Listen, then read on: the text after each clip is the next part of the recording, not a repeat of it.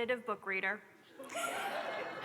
I'm still in the minor leagues, averaging only about 75 to 100 books a year, but I'm still out there every day, bench pressing fantasy series or something, right? But I'm up here specifically tonight to talk about book pairing. It's pretty straightforward. It plays off the concept of wine pairing just a little too much sometimes.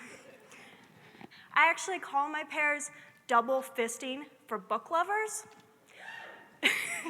Though, you can call it something classier if you want. At a certain point, I realized that I wanted to get more out of my reading. It was easy to race through those 75 books a year without any of them leaving a deeper mark. And so now I pair books with other things, real life things, in order to learn more about each of them.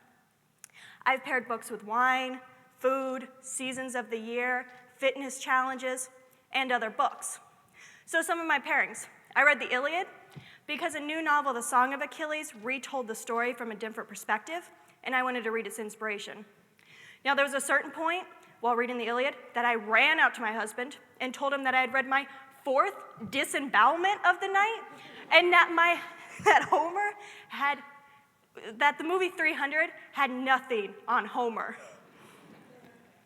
However, I was also stunned to see how this ancient author had used metaphor to create something so beautiful from death.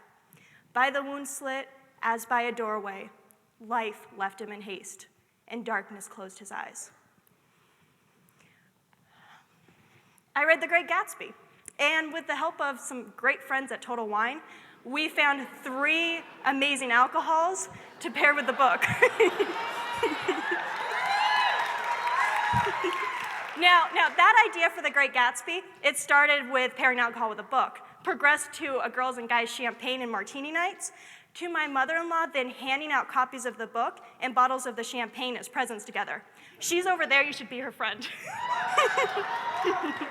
I read The Dove Keepers, and I connected to that book by cooking lentil stew, which they're always cooking in that book.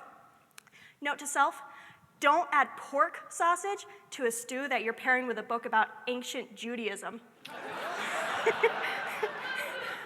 I read My Life in France by Julia Child and Blood, Bones, and Butter by